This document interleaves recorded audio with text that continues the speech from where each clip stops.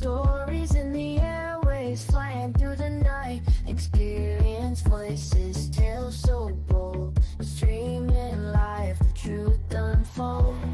Untold Radio Network, where secrets come alive. New episodes daily, the mysteries thrive. Great guests, super chat, so I remember I share and subscribe. Join the side where truth can't hide. Aliens in the attic, UFOs in the sky. Cryptids lurking, oh my, oh my. Ghosts in the hallway, whispering your name. The paranormal, the unexplained. Become a VIP, get the inside scoop. Unlock the mysteries, be part of the group. Live streaming stories, they're talking to you. Super chats buzzing, join the crew. Untold Radio Network, where secrets come alive. New episodes daily, the mysteries thrive. Great guests, super chat, it's a wild member. Share and subscribe, join the side where truth can hide. So if you've got the guts and you want to explore, tune into the untold, it's what you're looking for. From aliens to ghosts and all that's unseen. Untold Radio Network, where the world's mysteries convene.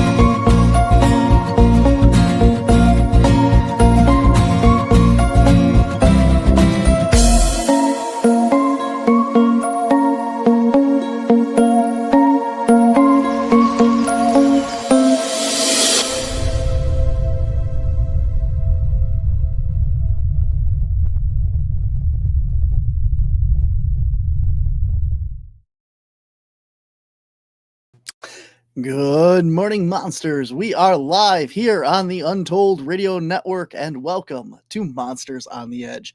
I am your host, Barnaby Jones, from Cryptids, Anomalies, and the Paranormal Society. We have a great show here. Good morning, Flat Rock Lend. Welcome to the show. Thank you for watching. We have a great show, great guest here. Can't wait to dig all into that. But first, as always, the holiday season is coming up, and if you want to show your support for everything that my team does here at Cryptids, Anomalies, and the Paranormal Society, you can head on over to our website, wisconsincaps.com, and click on the Shop Our Store tab. There you will be taken over to our TeePublic website, where we have all kinds of t-shirts, hats, mugs, stickers, pins, tote bags, pillows, you name it. And all of them now feature our special holiday ugly Christmas sweater design. Last I checked, these were still all on sale. You can get t-shirts starting at just $16 with this awesome holiday design on it, with Bigfoot and ghosts and the Loch Ness creatures and all that fun stuff. So if you want to show your support and get some cool holiday swag, head on over and check that out. You can also check out our documentary, The Hairy Man of Dairyland, Wisconsin's Bigfoot. It is a feature-length documentary put out by Cryptids, Anomalies, and the Paranormal Society. It is all about Bigfoot in Wisconsin, and it is exclusively available on our Patreon page, Wisconsin Caps on Patreon.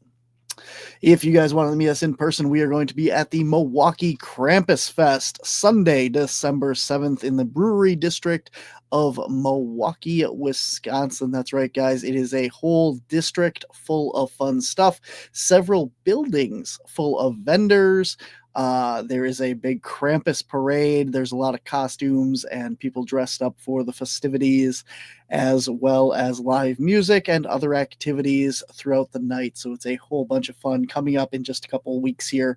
Sunday, December 7th. All the information at wisconsincaps.com. Click on public events.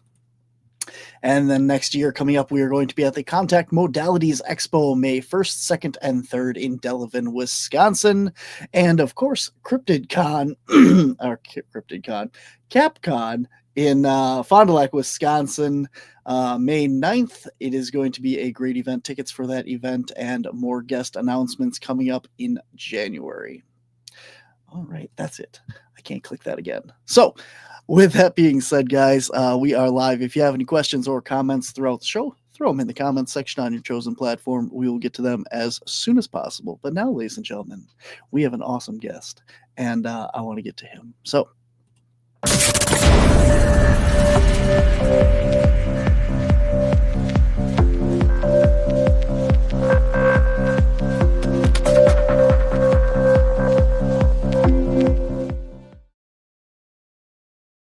my guest today is highly regarded, highly sought after, and highly recommended to our show. He is William Lunsford of Texarkana, Arkansas. He is a dedicated Bigfoot researcher whose quest for the elusive creature began with his first sighting in 1977 and continues to this day, with his most recent encounter occurring in October of this year. At the age of 66. As an author, he has documented his decades-long search across the region in 2 books, Searching for the Unfindable, My Quest for Arkansas's Bigfoot and Searching for the Undefinable, Finding the Impossible. And his compelling personal story was featured on the Travel Channel's docuseries These Woods Are Haunted in Season 3, Episode 6, titled This Is How I'm Gonna Die. Awesome. Well, ladies and gentlemen, please welcome William Lunsford to the show. Thank you for being here, man. Hey, folks. Thank y'all for being here. Thank you, Barnaby, for having me on here, and looking forward to it. Again, let me give a big thank you out to our veterans who make this possible, for what they've sacrificed that we can do this. And so I'm very excited about being on here, man. Since you asked me on my call, man, this is going to be great. So we're going to get her ripped up here pretty good. We've been doing it quite a while, got lots of information, and glad to share it with everybody. I'm not one of these Bigfoot hunters who wants to say, well, I'm going to just get this $1 million picture and I'm not going to tell you what I did to do it. I'm not that kind of man. There's information to share, and that's what I'm going to try to do. I've got a great research team around me. We've got about 5 or 6, but rarely do we ever get together at the same time. It'll be like 2 or 3 at the same time. But anyway, I'm glad to be here, man. I appreciate those good words that you gave to me there. Been doing it for a long time, and I never cease to be amazed with some of the things they come up with. So, awesome. I got to ask though, how do you feel about the fact that This Is How I'm Gonna Die is the title of that episode? Well, it didn't make me feel all that good. Just reading that, I'm like, thanks for that. Yeah, Well, that was my first thought whenever I saw my first in 1977, and he was over there standing off the side of the road, and whenever he sit there, and finally he just walked out of the brush and stood in the road in front of me and started doing that rocking motion that they do. And that was my first thought. This is how I'm going to die. And I was about a mile and a half from my vehicle. And I'm like, oh gosh. And so I went to think what it was. I knew it wasn't a bear. I knew it wasn't people that were down there messing with me because it was too far away and it was too doggone hot. I knew it wasn't a sloth or anything else like that. And then I thought, this dude was a whopper. And he's not even the biggest one I've ever seen. But when I saw that, I thought, this is how I'm going to die. And so they appropriately named it that. And so I thought it was pretty good now that I look back on it. It catches the eye and sells that episode, man. Yeah, it does, for sure.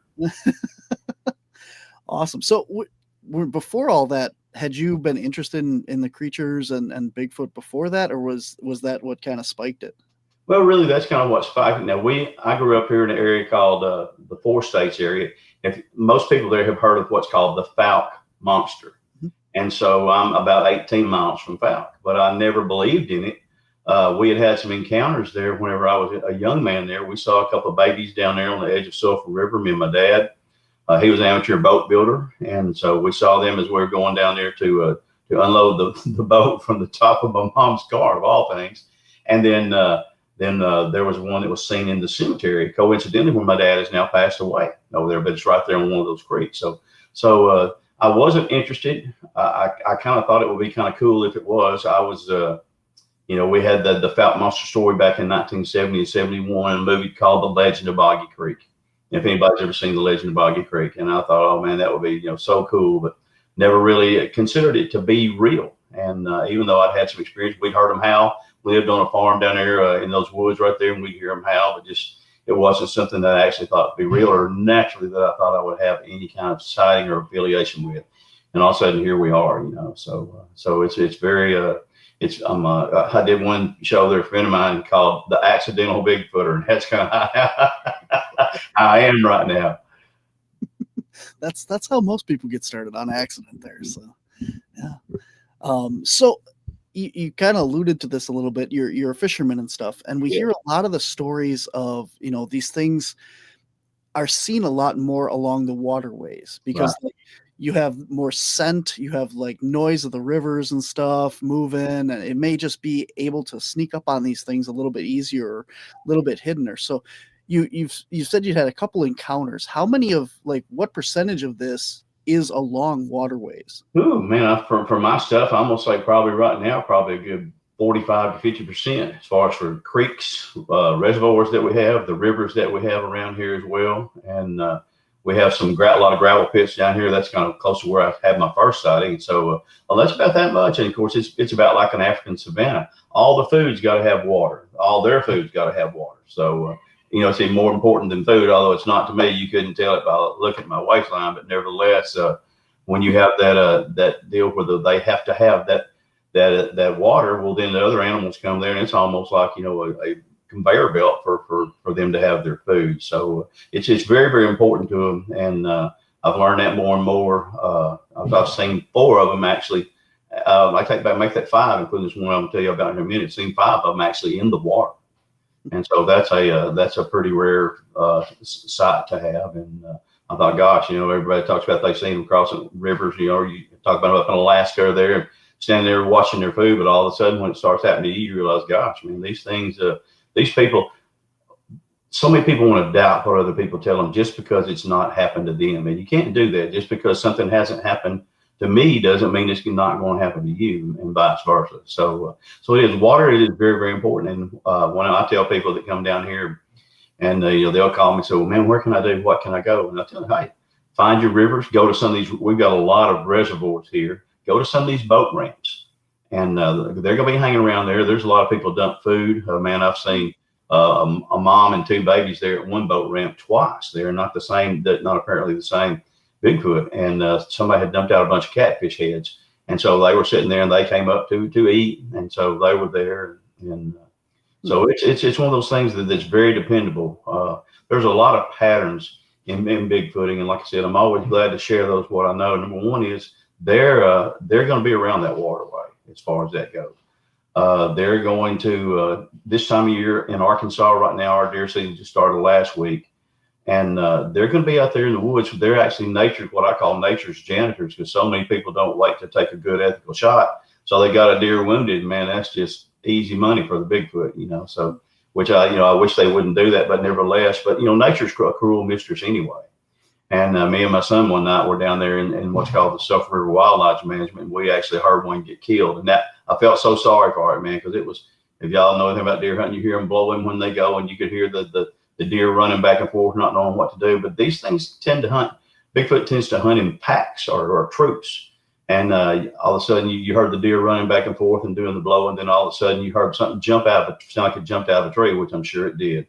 And whenever it jumped out of the tree, and then you heard boom, like that right there, like it got hit with a fist or something like that. And then after that, then all the other beings that were with it, like they're doing the pant hoot. I told my son, I said, I hope they're not on the prowl next, for aging Bigfoot, aging UPS men, because I'm going to take a damn view of that.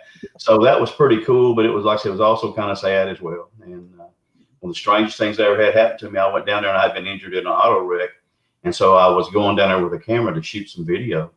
And whenever I did, I got into the woods, maybe about 20 or 30 feet, and out walks this doe. and she followed me for over a mile through the woods. She kept about a 15-foot distance from me the whole time, and then she would stop and look over her rump like that. I'm like, oh, good grief, we've got company.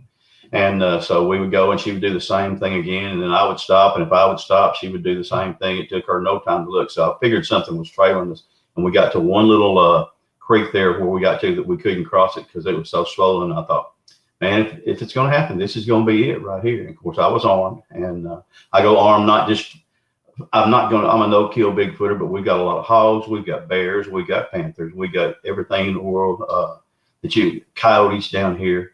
But she kept looking over that rear. So when we started walking back to my truck, she didn't look back over her rear anymore. She kept her eyes focused straight ahead. And I'm like, boy, that makes me feel good. But at least I kind of knew where I felt like the danger was going to come from, if any.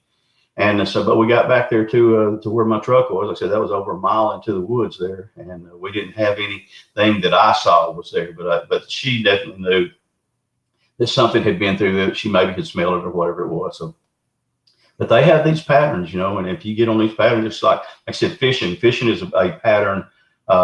It's a pattern hobby. You get there and you find them doing, certain fish be doing the same thing at certain times of year. Well, Bigfoot do the same way. They have the time right now. Like I said, I mentioned deer season, when they get to chasing after those deer that have been crippled up. For about the last 6 years, I've gotten several calls from people who they've killed their deer, and around here, you generally wait about 20 to 30 minutes before you go try to reclaim it, make sure it's dead or has a chance to bleed out. They go down there to pick up their deer, and their deer is gone. And they're like, man, I saw him lay right here. And then they go to finding the tracks, or they find where it's been, drugged through the brush there. And so that's something that they do as well. And I've talked to some very, very credible people here in Texarkana that, they laugh at me when I tell them about it. But then some of the people that I talk to, I said, are very, very prominent, very, very, most folks down here are pretty honest with us Southerners. We might kind of withhold some information, from some of them folks there that, that want to come down and try to ruin your hunt. But other than that right there, but they get that where they talk to each other and they're like, man, this thing stole my deer. I mean, you could hear it going through the woods. And so several have talked to me about finding blood, 5 or 6 feet up into the tree there, where they could just, instead of dragging it, they don't drag it. They actually pick it up and go with it. So pretty interesting stuff, like I said, and that's one of the patterns that you'll find as well, and besides what I've already mentioned already. So it makes it a little bit easier. It's not textbook, and there are exceptions to every rule, but when you get down there, like I said, around those waterways and with the deer and the season, and then I'm sure their breeding season, the thing around here, it seems to be there when they start having their babies. We get a lot of pictures and a lot of baby tracks in November and December and January. Like, instead of being the spring, like what we would normally think, we get the pictures that way. And last year around Thanksgiving to Christmas, we kind of it wasn't real cold. And so it seems like they actually had their babies a little bit earlier. So I was getting pictures just about every night of Bigfoot walking by, and you can see all the eyes there that are glowing of all the little troops of Bigfoot with the juniors. So really, really interesting as that. I learned a lot last year by being able to experience that. Interesting. I want to back up here to the hunting stuff. So that's really interesting. I know that we get like a lot more sightings because there's a lot more people out in the woods, hunters and stuff like that. But the fact that you bring up that, this is very opportunistic. We've heard the stories and stuff, but I don't think that's ever kind of clicked in there that, these guys are out there watching the hunters to follow, what's happening. Now, I'm going to tell you a really quick story here about when we were investigating one location up in northern Wisconsin, up in Rhinelander. We found what looked like there's a big open field that opens up on a highway at the edge of this forest. Mm-hmm. And right at the edge of that is this huge rock pile. And at the edge of that, what looked like these things were sitting and watching for roadkill. Right. And then they would grab it and they'd bring it back because there's this whole pile of different animals that have skeletons and remains and different things, everything from fish, which shouldn't be there. Like why is there a fish in the middle of the woods, right? So you have fish skeletons there. You have foxes, rabbits, deer. I think there's like a couple other things there as well, but all these different animals, so it wasn't like a fox or a wolf or something killed it. Sure. Have you found any burial site, not burial sites, but remain sites like that where there's several different things? We have what the story you just told could have been told right here in Arkansas. I have one there. I had one steal my deer one time. And so I spent the whole week off looking for that deer. He's a real nice 7-point. And so finally I found him on the last day I was off down there, and he was piled up with about 5 or 6 other deer skeletons down there in the very far end of the brush. A strange thing about around here, I've actually found a alligator skeleton that the Bigfoot actually killed the alligator. We have been seeing this gator for about 6 years. We went down there and they have what's called a slide where they get up on the bank, then they just run off into the water right quick. Well, this was the first time we'd never seen that gator when he wasn't on that slide. And I was messing my son. I said, man, he's gone. I said, that Bigfoot's done got him. He said, you really think so? And I looked, and sure enough, there was a trail through this water grass through there, heading right over to where he was. And I thought, man, maybe I'm telling more truth than what I realized. So anyway, I told him, I said, well, it's possible. So sure enough, we're about 3 days after that, and we were in the woods there. And we found a buzzard that he had eaten over there. And then when we went on past the buzzard, we found the gator skeleton. The skeleton, just like a doggone xylophone, you know, with all the bones. The head was broken off there, and then we found scutes. Of course, we didn't find any meat, but nevertheless, that thing had killed that gator, because that's the only thing that's strong enough to.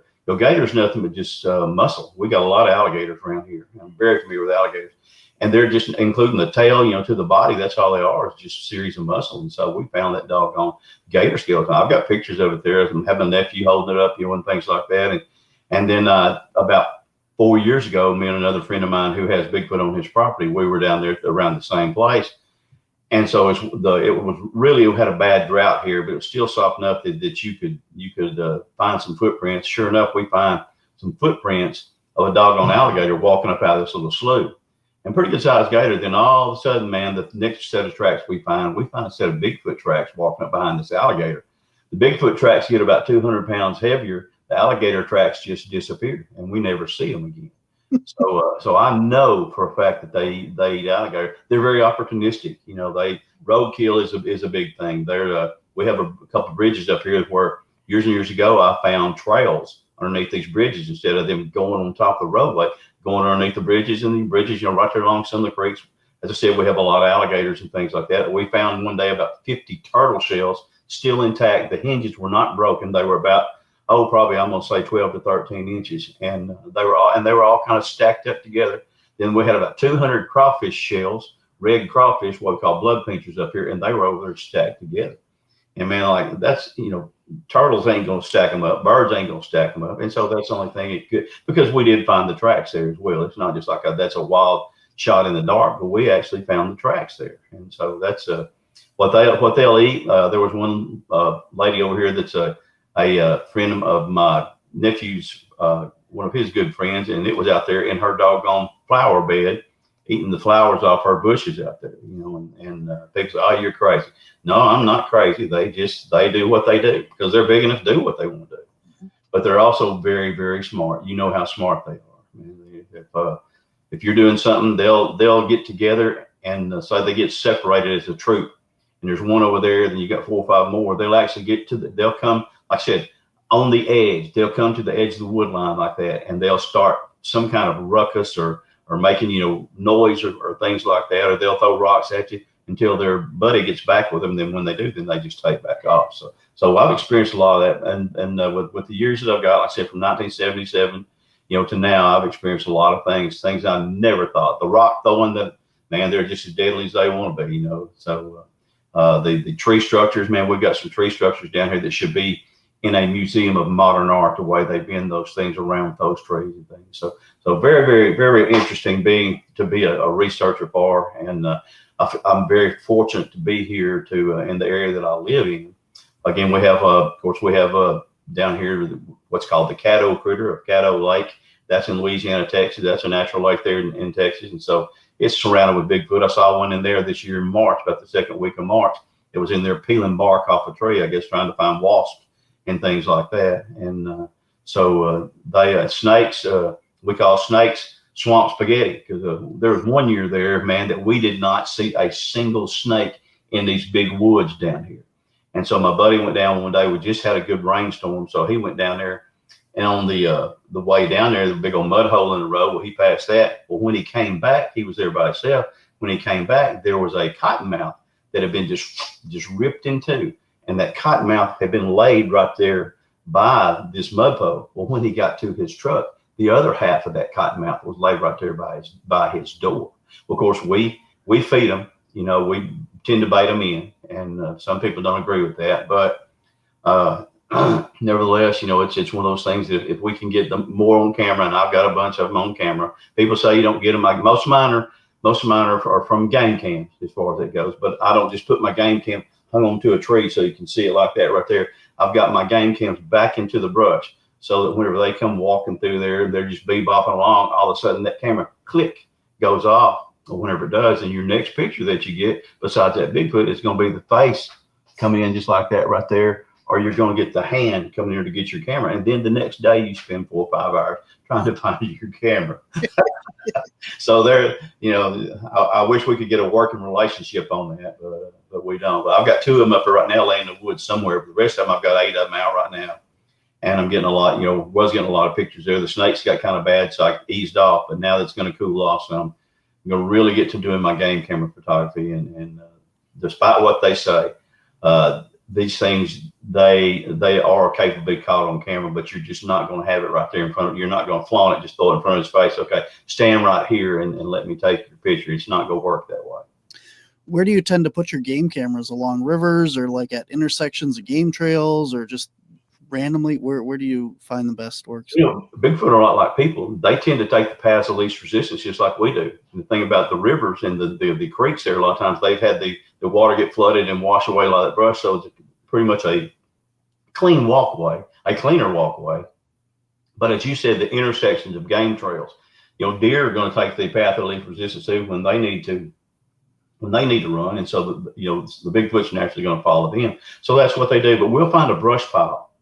And say our tree bough, good sized tree bough that's fallen over, and then we'll look and we'll put it in about a foot. We'll clear out the doggone extra brush there, so that every time the wind blows, you're not getting 3,000 pictures, and you spend 2 days, you know, looking to find stuff. But we'll sit there and we'll stick them in like that, and then we kind of cheat. Like I said, we do bait them up. We tend to bring them candy bars, and then put some of these bite-sized candy bars up there.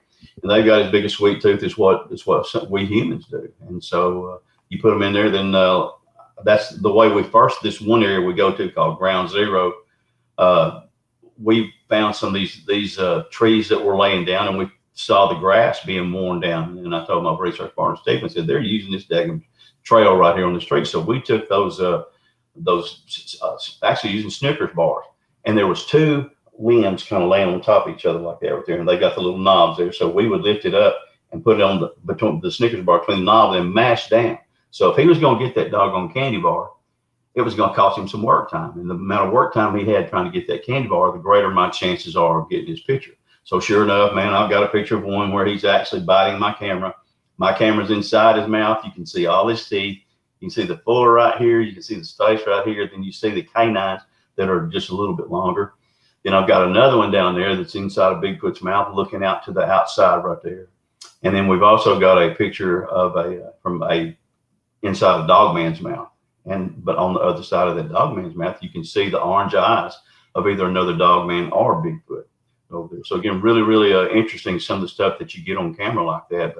But the funny thing is, they know where my cameras are. I mean, it's just hilarious.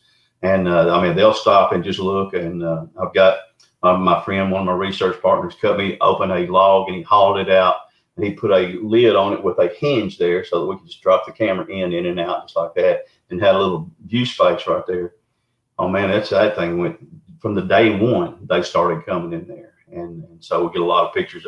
But we do. But let's say if you don't hide them, I mean, they know they're there, but you know they're not going to just let you just be blatant with it, so to speak. So we'll hide them like that, so when they walk by, you know, they get wrapped up with babies. They could be hunting, whatever it is that they're doing, and they're not paying attention. All of a sudden that thing goes off. Well, then they know it, you know, and so that's when you get some really good shots. Like I said, I've got some great shots here. I've got one there we put down one night, and I have actually, I guess, what you would call a skookum cast, where the Bigfoot is laying on the ground. I put a Snickers bar on top of a sharpened stick I had there, And so he got on the ground. They do that crawl. Bigfoot does do that crawl. Don't nobody think that we're pulling your leg. When they do that crawl, he gets over here in front of my dog on camera. And I've got kind of a quote altar or feeding space there for him to be there. And so I've got his brow ridge. I've got his eyes. Of course, his eyes are set back a little bit in that what do you want to call it? Depression, I guess you would call it. Got all the hair on his forehead, and then I've got his right hand wrapped around this bite-sized Snickers bar. You can see every finger that's separate as far as that goes, and you can see the black fingernails in there. And so we got that scoop and cast, but he tore that doggone camera up, boy. So, but it's really, really interesting. You know, when I show it to people, they're like, "That's incredible." I really thought that everybody was kidding when they started talking about Bigfoot being real. No, they're not kidding. You know, some people may be, but those of us who have seen him ain't kidding with you. You know. So what have you learned about like their family units? Do you notice like one large male that moves around, and what do you see with that?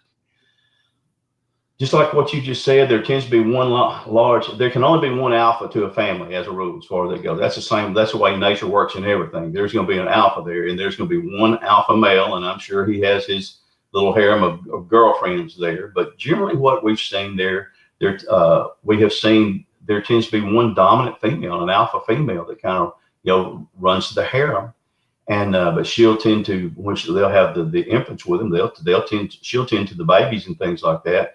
And then they tend to, I've seen some look like, now I can't age them, I wish I could, but some that look to be 5 or 6 years old. And, they're pretty good size as far as they go. And they tend to run in either family units like that, or else they run, if they let somebody kind of come in and join the pack or join the unit, so to speak. And so, but there is a pecking order right there. And so we see that, man, and they're just as, the funny thing is we've seen, they're just as loving to their infants as what we people are to our infants. I mean, they really are. They'll be cradled underneath them. I have a friend down here. He had a family of 8 of them on there. Have one 10-footer and an 8-footer. And the mother would, every time they would go somewhere, she would kind of tuck it right here like this here, and she would run on 3 legs. He said she was as fast as anything that they had out there on those 3 legs running, carrying that baby. And then I've got a picture of one there where one of them has actually got the baby up next to her face. You can see the 3 fingers on the side of this baby's face, and she's cradling it up next to her body, just like that right there. So they're just like people. They are very emotional. The ones that we have there tend to recognize us, and that's the honest truth. And then I'm thankful. So I think that one female up there's either got a crush on me or my partner Stephen, because she'll tend to watch over us there. She's actually been there and stepped where we have stepped, 20 minutes before there, when we come in at different times. So they do. They have. I think they recognize you. They know they recognize my truck. When we get there, the first thing we'll do, man, we do a lot of barred owl calls to communicate with them, and I've got some little plastic megaphones about 7 or 8 inches long. And I'll get up there and just, like that, but I'll really, trill it out and really let the throat go right there. And man, it's not too long. You can hear them walking to the edge of the woods there. And I think that's something that they recognize. And so they do recognize me and Stephen. I brought a new man here named Daniel Becker from Anchorage, Alaska with us a couple of years ago. He came into our group there, and he has the Encrypted Wilderness Research there. But Daniel has gotten several pictures of, I generally wear a chartreuse shirt. I don't wear camouflage. I wear that bright fluorescent green shirt. I wear an orange hat with gray and black, and then I'll either wear blue jeans or something other like that right there. And I truly think it helps him recognize me.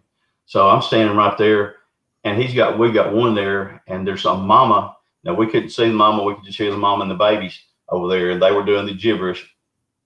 And so we're looking over, and we stopped. We had just had one there that we had heard back there. And so we're sitting there looking to the right. And so I've got this on. I told Daniel, he said, what are we going to do? I said, just take some pictures while you're sitting back there. So he starts taking pictures. He works for the government. So he's got a much better camera than I've got. I'm generally the one who carries the gun in case we got the bears or anything else like that right there. Well, sure enough, he starts taking some pictures. I said, well, man, shoot me some of them pictures, see what you found. Sure enough, man, 40 feet up there, I'm standing right there. I've got a 45-70 rifle in my right hand.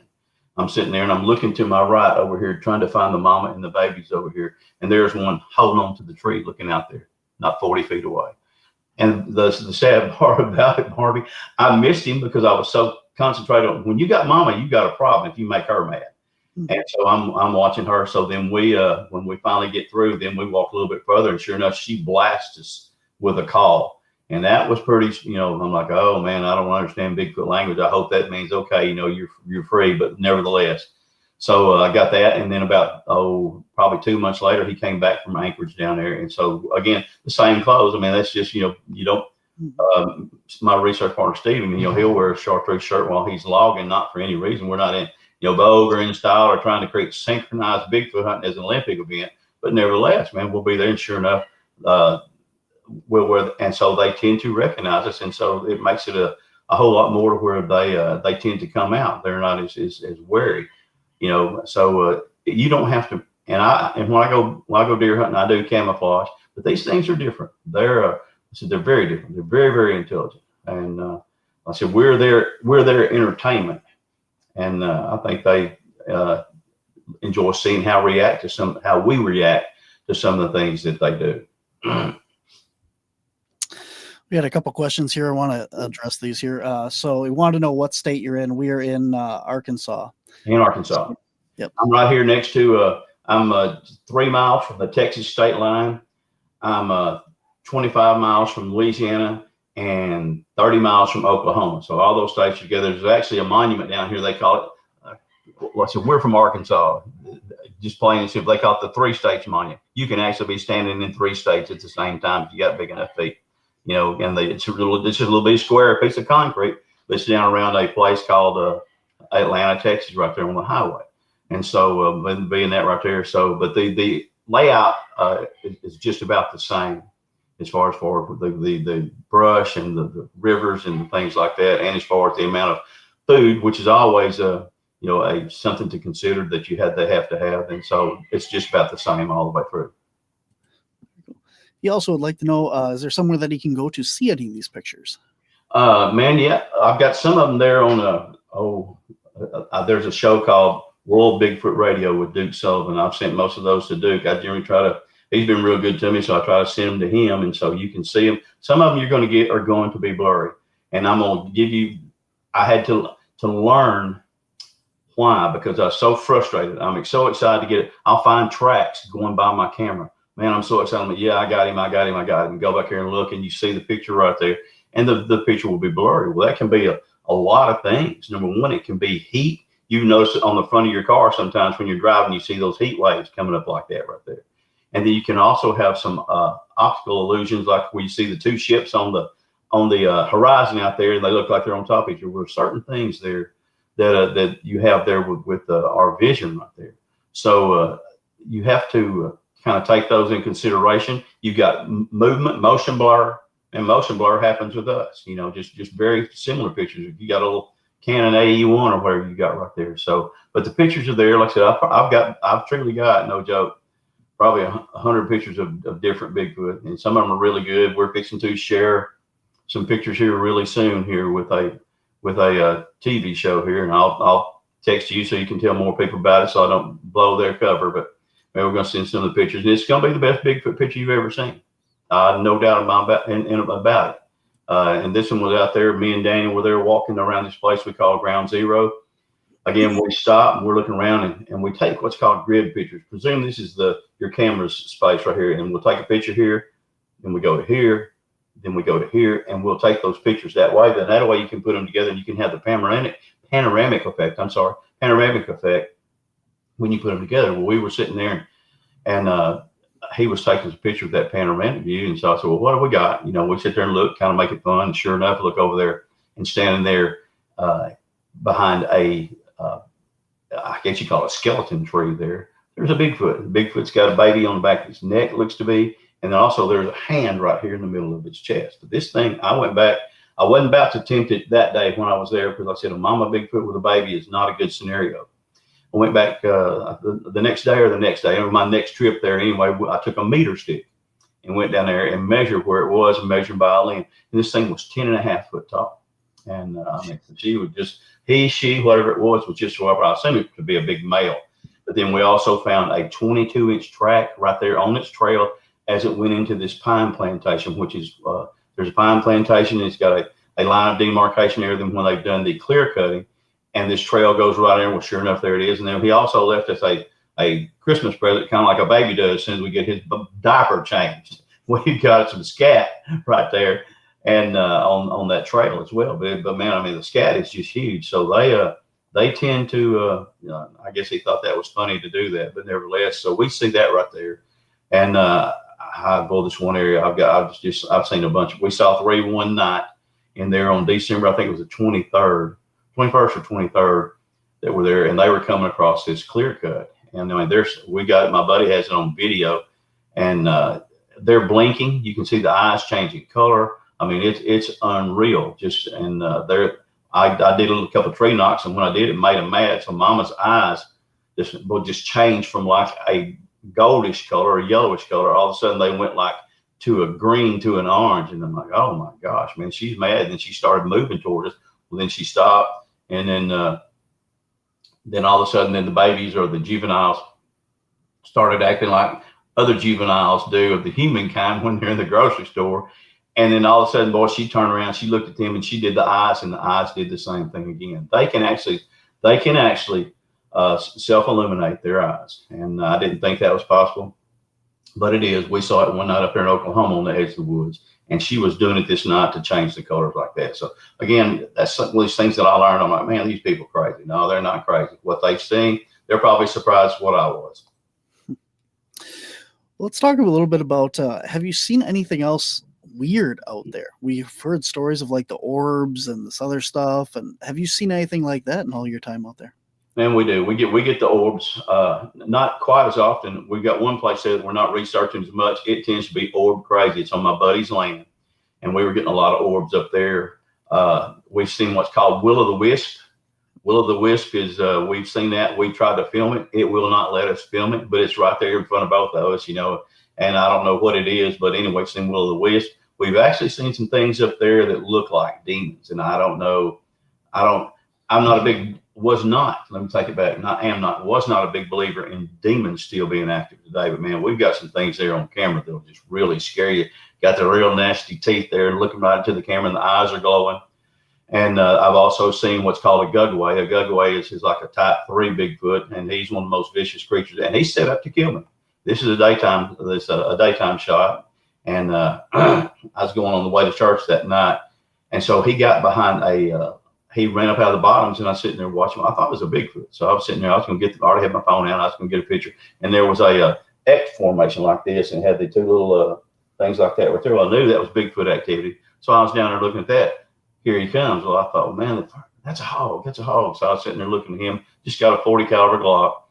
And then he runs up there and starts going beside me, and then he slows down. He's just scooting along there. I'm like, well, that's not a daggum hog. That's a Bigfoot. So anyway, when he kept walking, he went into the brush. Well, I ran up there to try to catch him, and whenever I did, I had to turn towards where he was. When I started turning towards there, thank goodness I had my I don't want to say wits about me, but I was just being very, very wary, and I saw him, and he was behind this log laying there. This log had, I guess you'd call them octopus-style roots, where the roots were like this. And he had that head stuck there in the middle, just like that right there, waiting on me to walk by. And he would have got me. And there was actually they just like Bigfoot do, they build these shelters that they hunt out of. Well, there's a shelter right behind where this laying log is. So anyway, I sit there and I took 3 pictures. I got the picture of this gugway, and he's got a snout, he got ears, and he's sitting there when he's watching me, and he turns that head and he wiggles those ears a little bit. And so I talked to a friend of mine who's a Native American. I said, man, tell me something about this gugway. He said, oh, please don't tell me you got them on your area. I said, I guess that's why I'm asking you. He goes, well, man, he said, did he wiggle his ears, or did he turn or anything? I said, yeah, how'd you know? He goes, man, he was hunting you. He said he was trying to communicate with his partner. So that was pretty scary, but I was very fortunate. I left, and my buddy that I have, one of my research partners, he has 2 monitors on his desk. We got all these, he and I went back 2 days later. I couldn't go back the next day because I had PTSD. I could not go. Like I said, I had that small a gun. Well, coincidentally, my son bought me that 45-70 that I had. And that thing will shoot lengthwise through a grizzly bear. So anyway, I had that with me the next day. We went down, we took about 50 or 60 pictures. We put them on the monitor there side by side. And there's no doubt about what we're looking at. It's just we didn't necessarily know. But my buddy, said, he said, that's a gugaway. And so that was pretty doggone scary right there to know that you were that close to being Bigfoot's meal, But like I said, 40 caliber ain't gonna do nothing, just hit and scratch mosquito eyes, But you got that 45-70, he's gonna pay the price for supper that night. The tip's gonna cost him quite a bit. But anyway, that was one of those really, really weird things that I just wasn't ready to square up, that they were there. And then Dogman, we saw a Dogman, I think April the 21st, I think in 2021. And this Dogman is actually, and I did not want to believe in Dogman. My wife begged me. She says, please don't start talking about Dogman because people are going to think you're crazy. And I've got to try to defend you because it's my duty as a wife. I'm like, well, I can't let somebody get killed. And well, finally, we were seeing some down there. I said, I can't let somebody get killed and not say the truth. Well, sure enough, we're down there late that afternoon. We're making a milk run to our cameras. We got about 8 cameras down there at that time. And sure enough, when we do, as we're going down there, coming up out of this ravine, there's a Dogman. He's about 7.5 foot tall, kind of walking slumped over. He looks like a doggone hyena. And so as he walks through there, and he's got 3 Bigfoot behind him. Some of those Bigfoot are 8.5, 9 foot tall, but he's actually leading the Bigfoot out of that ravine. So we stopped. My buddy actually saw it before I did. I'm generally the jokester of the group there, but then he'll be looking in the woods and I'll be looking on the ground because I'll have the gun, for the snakes and things like that. He goes, stop. And I said, well, what did I do? He goes, no, stop. So I stopped. And sure enough, he put his hand beside his phone and pointed like that, and here he comes. So he had a brand new camera, took the pictures right there. The little baby Dogman took off and got on. There's a laying log. He got underneath the laying log right there and hid. And then there's actually another Bigfoot that he's not leading. It's a female, and she has a juvenile, and she's pushing it down the edge of the plantation line away from this Dogman and these other 3 Bigfoot that he's leading up there. And I didn't know if she thought that, they were going to try to eat somebody, and so she was going to get her baby. But anyway, I've got that picture there, and you can see it's female. She's anatomically correct. And so the other Bigfoot, after a while, after we stopped and just started looking at them, man, they just shrink into the brush like that right there and leave the Dogman standing out there. And but he didn't growl at us, he didn't howl or he didn't anything else like that. He just kind of stared at us for a little bit and then did the same thing, absorbed back into the woods. But we actually found probably a 30 to 40 yard track line of individual canine feet like that, walking on to, not running like coyotes do, but actually found that down there. So and we found several individual tracks just like that right there. So when I saw that, and I started telling people, like I said, my wife's like, oh, I wish you wouldn't do that, but you got to, on something like that, because somebody gets hurt, that's going to be on your conscience, on your shoulders, So I started telling people that, and I'm no expert on Bigfoot or Dogman, but I spend a lot of time in the woods out there, and you get to see a lot of things by accident that some folks don't see on purpose. And so that's kind of what happened. But I was very pleased, with that. Like I said, I've got the world's smallest baby track that has been cast or has a picture of. It's 3 3/4 inches. And it looks like his mama had picked him up and set him by one of these mud puddles to drink. Then we're down there a little bit later on, and we get a picture of mama with this baby on her left shoulder. She's walking away from our camera, and we get a picture of mama walking away with that doggone baby there on her shoulder like that. And he's a little cone-headed, thing like that. And so that was really cool to have. And so, but again, I cast that track, have that picture, got a good picture. It's a little 3-toed track, which really, if you remember the thing about the legend of Boggy Creek, these creatures were 3-toed creatures and are beings, whatever you want to call them. And so this thing actually had, the little baby actually had 3 toes to it. So again, something else I just consider myself very blessed to have been able to experience, and to confirm what some of these other people's stories have told from all over the United States, to put them all together and say, man, golly, Will, you're so lucky to have this. So I do consider myself, anytime you get a Bigfoot sighting, the one I saw the other night there, was October the 20th, and I was down on Sulphur River, which is a lot of where the Legend of Boggy Creek was filmed. And so I'm with deer season coming up here, instead of me buying corn, which is so doggone expensive, I go get, and there's some white oak trees down there. And those white oaks make some acorns about as big as your thumb. So I had been down there getting some white oak acorns. to go get ready for my deer season. And so whenever I'm down there on the edge of the river, I went down there and checked some fishing tackle. People hanging their stuff up in the rocks. I went and all of a sudden I walked around a bend, and when I do, there he is walking across the river. And this is not, like I said, that's the fifth time that I've had seen Bigfoot in the water. And so he walks over and he stops. He goes back a little ways like, what's this guy going to do? And then he turned around like, well, I'm going to go ahead and go where I want to. Water probably wasn't for him knee deep, but that would be deeper than it would be for us. Walked up there and went down a doggone gas line and took off. So I was not expecting that, but I mean, that was just any Bigfoot sighting you can get. The bad part about it being that dark, and I didn't even have my pistol, which was in my truck.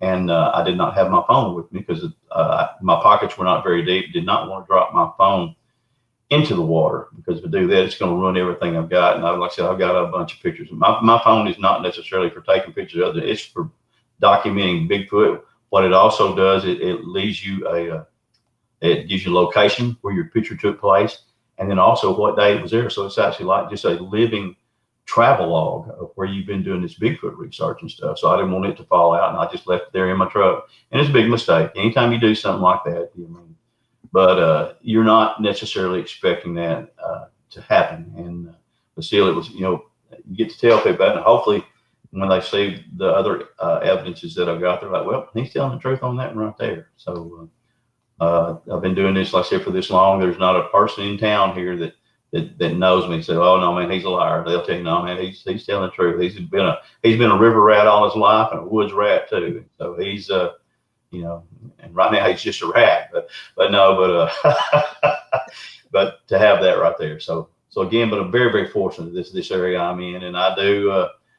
I'll make a nuisance out of myself for a good Bigfoot story. And of course, like this shirt right here that you see, great shirt, and I'll wear it to the store. Bigfoot, huh? Yeah. And you ever seen any? Oh yeah, man.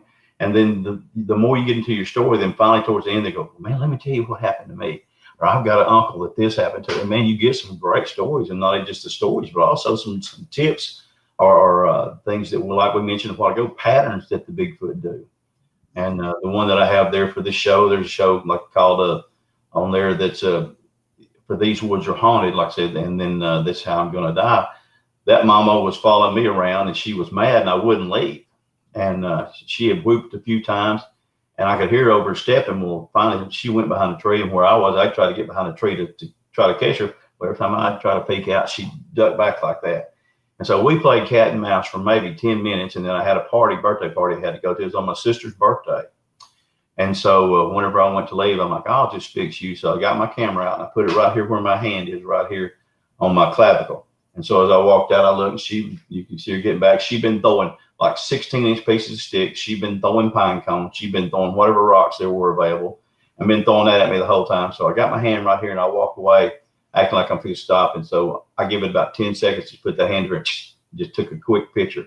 And so when I did, I'm like, well, we'll see later on. Well, I forgot about it, had that birthday party that night. And then finally, about 2 days later, I'm like, ding dong, you've got a blasted Bigfoot picture there, maybe on your phone. Go back and look at it. So I did. And sure enough, there she is. And she's actually leaning out behind the tree. And you can see right here in the middle of her chest. And she's got a baby in the middle of her chest right there. You see the baby's face right there. Then that was pretty doggone cool, to have that right there. And so that's what I did with my episode there. It's also to a place where I had the one encounter with my wife and my son together there with me. It was on Easter Sunday, 2014, Easter Sunday night. And he came in after us. He was either coming after my wife or he was coming after me, whatever it was. But he charged in on us like that, and I had a spotlight. And I was armed with a pistol with I think I just had a 15-shot magazine that time. Now I've got a 30-shot magazine. But my son was actually there, and he actually had a daggum samurai sword with him. I mean, my son, he's guns to the wall when it comes to that right there. But so he starts coming in on us. I told my wife, so we got one charging. She, I don't hear it. So finally, you just got to be quiet. So finally, he comes in, and for whatever reason, as he's coming in, he stopped there for a minute. But he starts stepping real harder than what he had before. Like he wasn't trying to disguise his steps. And I told my wife, I said, remember, I told you we got one coming in. I said, here he comes. She goes, I don't hear nothing. She goes, oh, I hear him now. Well, about that time I went, whoop, whoop, which they do. Whoop, whoop is the way Bigfoot communicates. I've got several of those on my phone there. And man, whenever I did that right there, here he comes. I get my spotlight in my left hand and get my pistol they're my right hand side, and I'm waiting just in case. And I had imaginary line drawn between two oak trees, but he didn't pay me. If he can mind speak, he didn't pay my mind speak no attention that time, because he went past. He was going so doggone fast. I thought there's not a way in the world. Well, he was in that thick brush. So anyway, I lit him up with that spotlight, and when I did that, that arm just went like this, and he went down to the ground, and he ran backwards about 10 feet, and then stood back up and started going towards the river. He went probably 30 feet, jumped up in a tree, and got there between my son and me. And I thought, oh man, he thinks my son's the weak link. So I went and got between them, and so that starts my chastisement, not from the Bigfoot, but from my wife. It's what made you think this is a good idea. Well, then it got death. You heard the deathly quiet. Well, it got the deathly quiet. And she goes, "You hear that?" I said, "No, what?" She goes, "Nothing. You don't hear nothing." That's when I got the. And so she had done slid into my passenger seat of my truck, but then she slid over, and she's underneath the wheel, and she goes, "If you hear this truck start, you better jump in, because I'm gone." And I said, "You mean you're going to leave your husband and son," who's fixing to be a dentist, by the way? I mean, there's not been another doctor for my loins in 2 million years. I don't care, anything.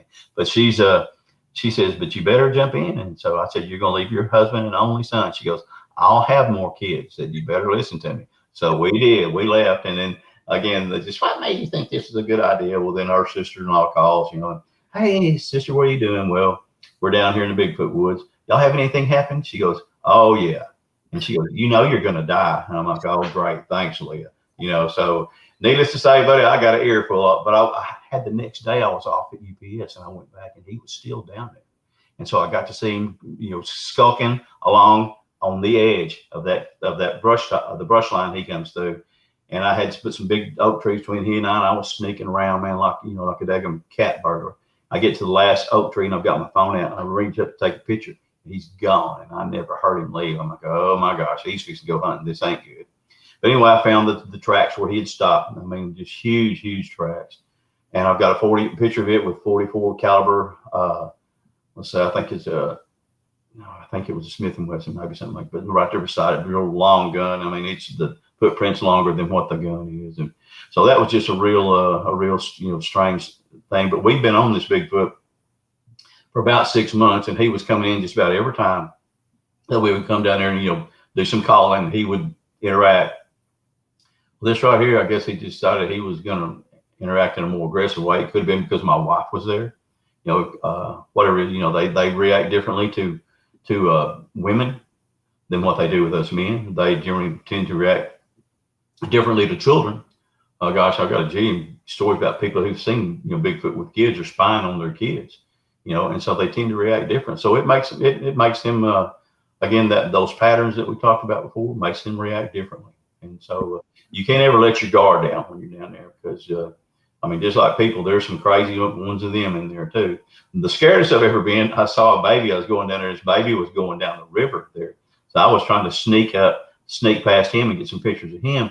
All of a sudden, I think he realized I was there. So he turned and started running towards me. And I was scared to death, because I was like, oh man, if baby's there, mama's somewhere, and she's fixing to come give me a talking to. So it kind of shook me up a little bit, but that's probably the scariest, besides when I've had my own family there with me. But a Bigfoot encounter will definitely, it'll change your political views, the way you look at things.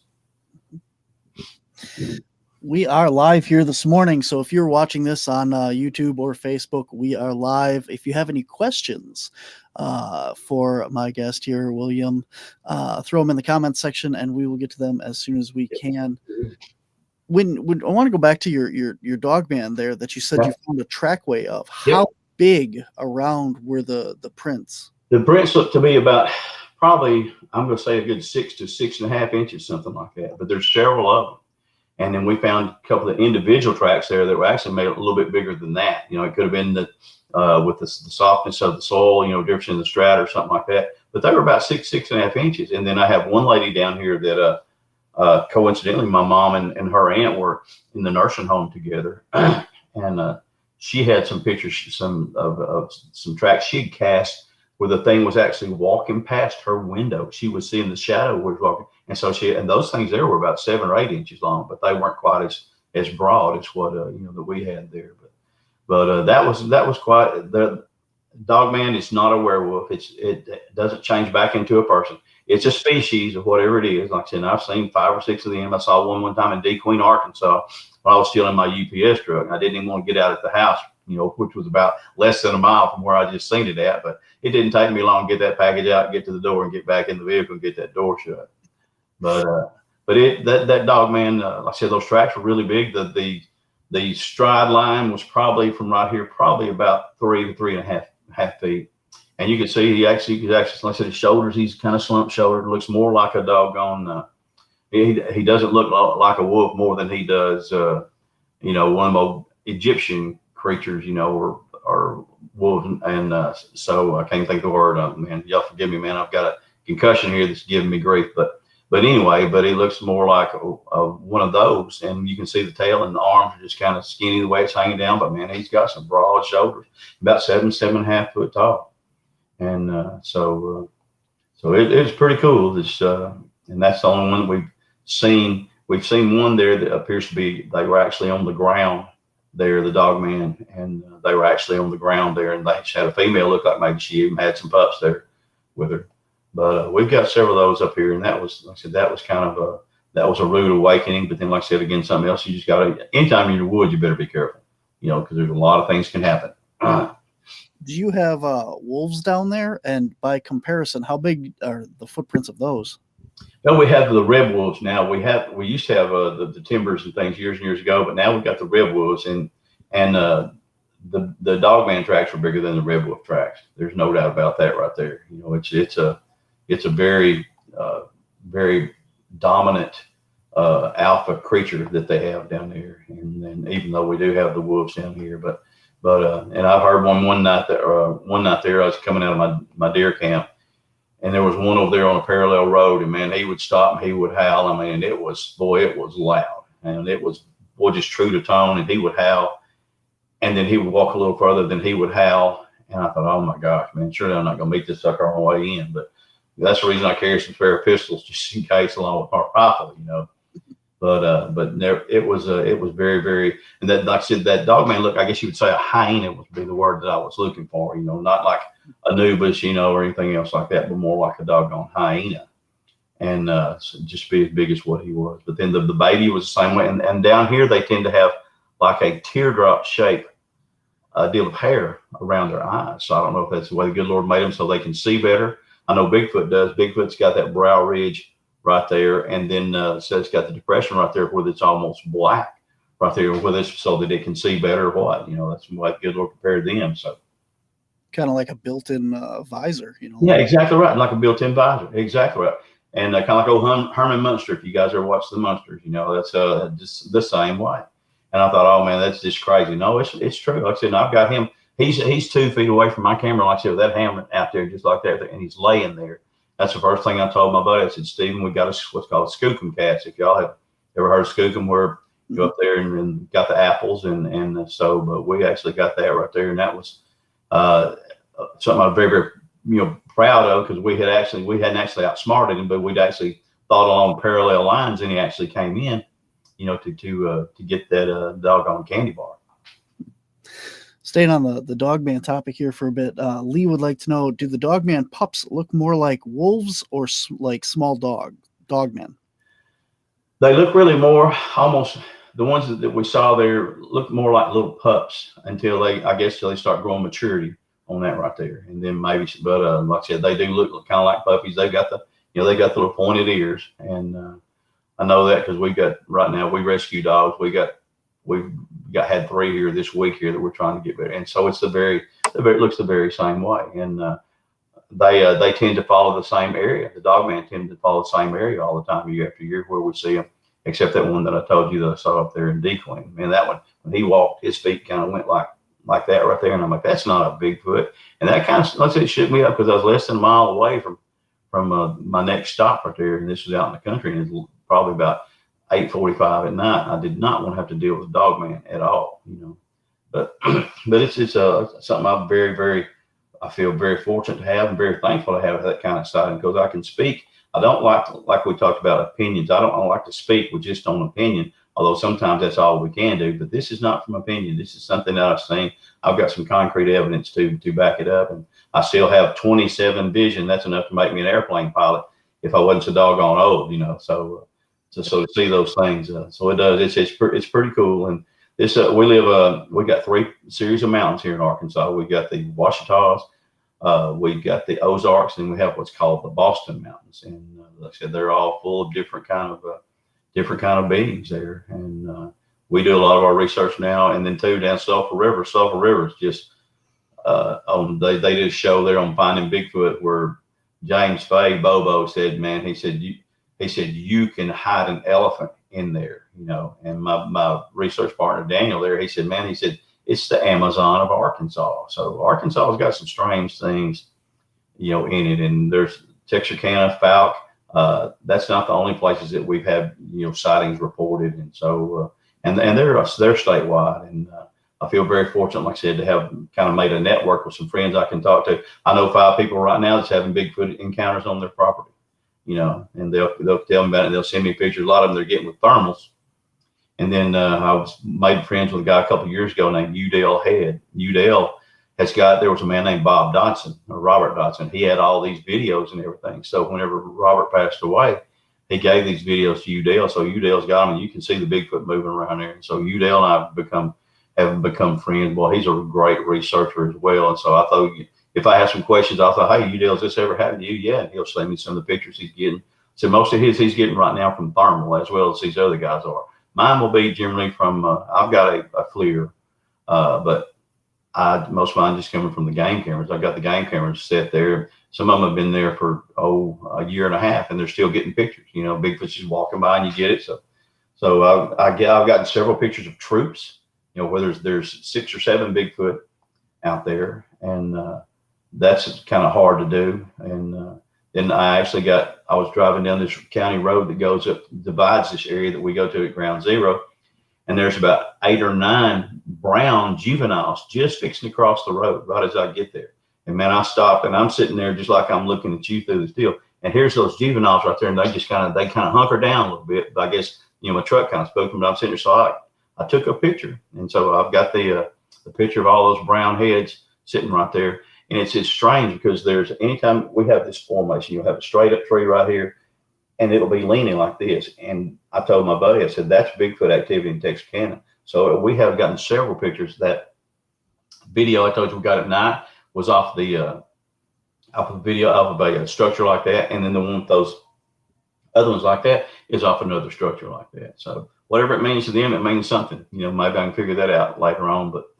And that's what we're trying to do right now. Well, we're trying to figure out, because we get so many babies and baby pictures and tracks here from Thanksgiving to just after Christmas. Generally, the best months are March for us, or March, and then the 1st of April, and then October we get a lot of activity. You see more Bigfoot in that right there. But we're trying to find out when they have their babies. How long the gestation period is. I've studied. The closest thing we got to Bigfoot is either going to be people or apes, one of the two. I truly think Bigfoot is its own creature. Bigfoot is not an ape or a cross. Bigfoot is his own creature. He is man, and just the way he moves, the way he thinks, the things that it does, and so being his own creature like that right there. And so I try to give the what I've seen and try to put together some kind of patterns. And so far, with looking at the babies deal, I've done the great apes, I've done humans, and the period tends to be, around 9 to 10 months, something like that, even though a lot bigger. So maybe we'll know more about that later on. But that's pretty neat when you see, those juvies like that, those babies like that. We've kind of talked about the orbs and the lights that you've seen in the woods, but Lee also would like to know, what do you think of like the woo? Do you think that these things are just solid flesh and blood? Do you think that maybe they're interdimensional or paranormal or extraterrestrial or any of that stuff? I'm from what I've seen, man, like I said, honestly, I have seen a lot, and I spent a lot of time out in the woods, man. I mean, a lot. Everything I've seen so far is pretty well straight up, as far as just being regular beings that anybody might encounter.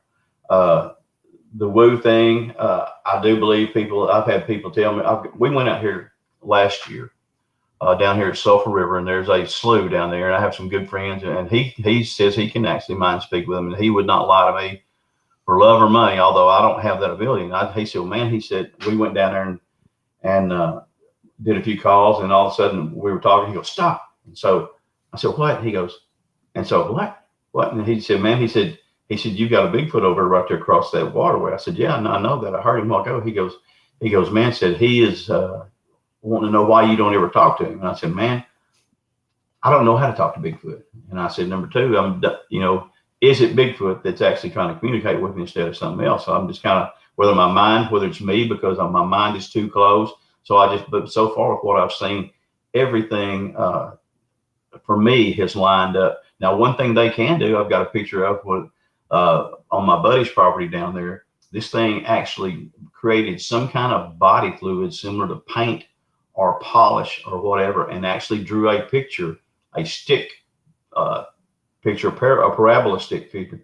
They're on this road down there past his house. Nobody lives past there. It's actually private land. And he called me that afternoon. His dad, who was 80 years old, he goes, man, he said, go call Will. And so he said, man, what are you doing? I said, well, just messing around. He goes, can you come up here a little bit? I said, what's going on? He said, I'll show you when you get here. Of course, I knew that was going to be good because he's actually seen Bigfoot and he's got him on his property. I get up there and they take me up there, and there's this picture that's drawn. Like I said, the arms are like this right here. Like if you've seen the stories about the orang pendek, when the orang pendeks are all doing all this stuff right there. And then you've got a little skinny body right here that's drawn. Then you've got the long legs that go all the way out across where this road is. Like I said, it's a county road. It's about maybe a lane and a half road, something other like that. But where it drew the head in there, it actually has put some hair. And that ain't no joke. There's actually a hair. And not thinking and being excited, I took my finger because I wanted to see what it was. And just sniffing, couldn't figure out what it was. So I took my finger and ran through this, whatever this stuff was, and then sniffed my fingers, which was the dumbest thing. You can actually get what's called nocardia from if you have an animal that's gone through there and they're infected and you get it into a cut or wound. It happened to me. It's happened to M.K. Davis. Where all of a sudden you get this infection. It took me a long time to get over mine. And but I did that right there. But that thing, it was not polish. It was not paint. It wasn't any kind of cream. This was some kind of body fluid that evidently this thing it wasn't chalk. Some way it had regurgitated and drew. Now, I have seen the drawings in the dark there. It looks like they've made with their stick or their hand. And then I have a friend up at Longview, Texas, that he has some on his property that does the same thing. But this was the strangest thing that I've ever seen, and I couldn't really square it up. And that, whether that's woo or not, it's pretty weird. I don't know. Maybe I missed this, but what was it on? It was on the pavement. There's a road that runs by my buddy's house there. It's one of his old chicken houses there, and dead ends down there. So nobody lives down there anymore. It's his house. Nobody else. He polices it vigorously. And his dad was down there, and so it was in there, and it's actually all the way across the doggone, all the way across the road. Let me see if I can find it right quick. Maybe I'm sitting here, I may or may not can, but that's something that you really want to see, because it was pretty neat, and I was not expecting that whenever I got there. But see if I can find it. It may take me a while. I have to find my collections here. That's all right. And but this thing, like I said, is all the way across that doggone roadway like that. And like I said, his dad being 80 years old and a supremely wise man. I mean, wise as he can be, and for that to have happened, like that right there, I was just blown away. But actually, with the hair, that it actually placed the hair. That's kind of how mine is right now. Whether or not he was drawing me or what, I don't know. But anyway, it was there, and that's the truth. And like I said, that's probably the closest to the woo that I have seen. I have some friends who say they speak with them, and I don't doubt them. I said these people wouldn't hurt me or lie to me intentionally for anything in this world. So I definitely believe what they tell me, and but that was if I can find this picture, man, it'll just blow your mind. We are live here, guys. If you have any questions or comments for William Lunsford, throw them in the comments section. We're talking all about Arkansas and the surrounding areas and several decades worth of research. So I can't find it right now, but I'm gonna hold this up if I can get to where it will show. There we go. That's the daggum nose and the teeth of the Bigfoot. And the darn camera ain't there, so they're gonna show it. I'll show you. I just had to come upon that one. See if I can't do it a little better back here. But all right. Tilt the top back a little. Okay. Because I can't hardly see what you got. I've got a lot of glare here. So Up a little. Okay. Closer. Okay. It may not. Like I said, I was worried when we started the show. Yeah. But that's his nose anyway, and the teeth are knuckle. Kinda, yeah. But I apologize for that. Like I said, I wasn't thinking about doing the pictures, but we can do a show again sometime if you want to, and I'll send you some pictures to put on there because absolutely we do get. Here's a. I don't know if that will help you any. Right there's the big. This is a dog man teeth. My camera's in the dog man's mouth, and you see a big spot right there. That's the dog man's eye, or the other Bigfoot's eye, right there, and you can see all the teeth right there. And if you notice, every one of those are canine style teeth rather than Bigfoot. Bigfoot has got block teeth like we do, or the ones down here do. They got 4 teeth right here, then they got the space, and that space coincidentally is called the primate space. My son's a dentist, so he made me aware of that right there. And so then after the primate space, and then it's got the canine right next to that space, and the canine only sticks down about this far more than the rest of the other teeth right there. But I've got more pictures of the teeth, and I have a friend there who got one up there in the mouth of a doggone cave up in Oklahoma, and there's like 5 Bigfoot up there, and so the mama's out there and she's baring her teeth at him. Well, anytime when Bigfoot's baring his teeth, it's not because he's smiling and wants you to take his pictures. Bigfoot's baring his teeth because like I'm fixing to get you out of here real quick. Maybe this one will show up a little better. No, it's not going to show up. a lot of glare from the light. Yeah. Oh, there you can see but you can see there. You can see the nose. And then right there would have been it went black now. It went black. Dadgummit. Like I said, we'll do a show next time, and I'll show it to you because this is really cool to actually have Bigfoot. Like I said, they do. They're of all the stages that people have in their life, the oral stage. Well, Bigfoot is oral throughout his whole life, and so he bites your cameras, he bites your tree structures. I've had him bite my chairs that I put into the woods like that. Had them come take a bite of those in the woods. So they're just they just do what they do, and maybe this may show up any better. I doubt it, but a lot of glare. Yeah, doggone it, man. I'm sorry, folks. Like I said, because that is really neat. That's the one I told you my friend got from Oklahoma, and then there's one that's right here. I got this year. You get too much glare, I'm sure. But anyway, there's dadgummit. But anyway, there's one that I've got actually that has motion blur. He's right there at my camera. I actually had it tied to the tree, and he's biting the doggone camera strap, trying to get it off there. And like I said, it's caused motion blur, and you can see his teeth, where it's broken off and everything. So they're a very, very not afraid to use their teeth at all. And but they're just a very, very interesting creature. And folks, they're 100% real. I just, like I said, I never even thought about it. And we have the Fountain Monster here. I mean, that's, right here close to my home, basically. And one of my research partners is actually the man who played the creature in that Legend of Body Creek. His name's Keith Crabtree. And boy, Keith is as sharp as a cookie, boy. He knows everybody down there, He's got his own stories. His uncle was Smokey Crabtree. If y'all heard of Smokey Crabtree and the Fountain Monster, his uncle was Smokey. And Keith's a great woodsman and everything as well. But yeah, so it's down here in Falk. It's the mecca of Bigfoot in America. Everybody thinks, oh well, Bigfoot started out there in California. Bigfoot didn't start in California, man. Bigfoot started in Middle America. The first one, I think the earliest one they had. Well, of course, they had up north there around the St. Lawrence up there. They had a guy that on the St. Lawrence Seaway, and they were having Bigfoot sightings. And there was one called a goo-goo. It was supposed to be totally a female. All their species enters. So, and then after that, and then when you get down to Natchez, Mississippi, 1721, and then Milledgeville, Georgia, 1829. Arkansas had their first Bigfoot here before Arkansas ever became a state. And that was in 1834. So it had their first Bigfoot sighting there in 1834. And Arkansas also has, they have their own, quote, Loch Ness Monster, the White River Monster. See, Arkansas's got some strange things, but the forests are just so doggone dense.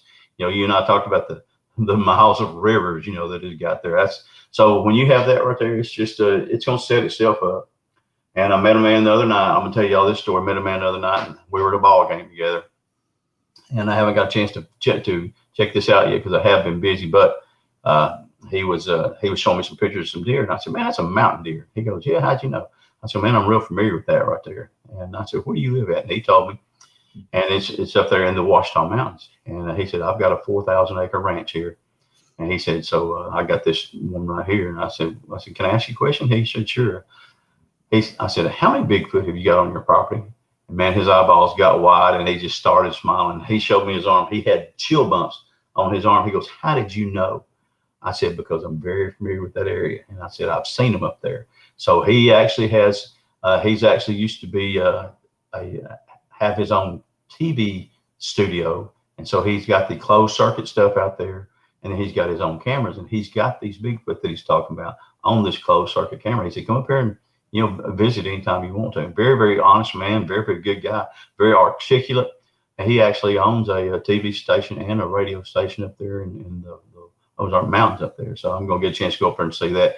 And I'm very excited about doing that right there. Anytime I get a chance to have a Bigfoot sighting and on TV, but when I see him walking by my cameras there, man, I mean, I'm about to have a catfish. I'm so excited. Hearts up there doing that number right there, but even just to find the track, so many people have never seen a track up there where we are, man. We found as many. I think the troop kind of came in where they had migrated and they came back in. We found probably 70 tracks that day. Not saying they're the 70 Bigfoot, but 70 tracks they had all walked through there. So Arkansas is full of them. They really are. Texas is full of them down there around Sam Houston. Missouri's full of them. They're around Mark Twain National Forest. So you get down into the swamps of Louisiana. I bass fish. There's been two. One of them was reported down there at called Chaffalaya Basin down there. They actually got and told that story in Bassmaster magazine.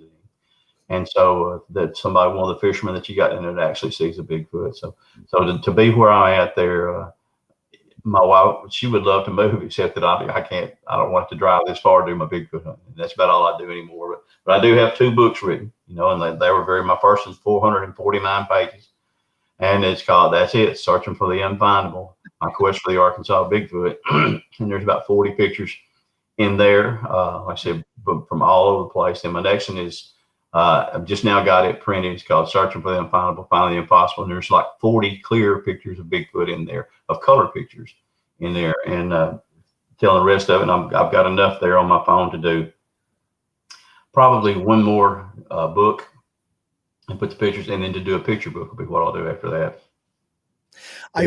Go ahead, I wasn't able to find your second book, but I do have the link for the first one on Amazon. Yeah. You said it just came out though, so. Yeah, do that. I'm going to try my best to get this book put on. I self-published it myself, and so I'm going to have this other book.